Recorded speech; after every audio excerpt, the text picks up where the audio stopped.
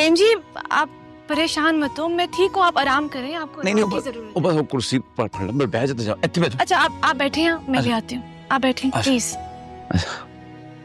ओए, ये देखिए, पहली बार आए ना मेरे घर।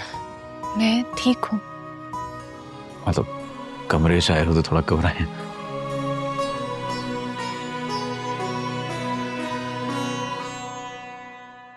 वो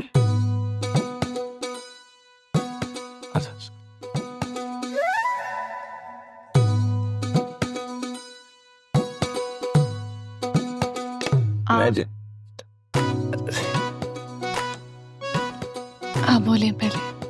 ना जी ना, पहले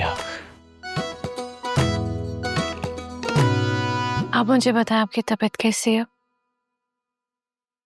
हाँ तो बिल्कुल चंगी है।